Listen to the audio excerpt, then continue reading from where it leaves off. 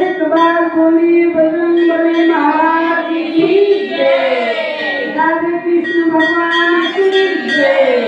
श्री गुरु महाराज की जय, पार्वती मैया की जय, गणेश जी कार्तिक जी की जय, राधे कृष्ण भगवान की जय, नारायण भगवान की जय, लक्ष्मी महारानी की जय।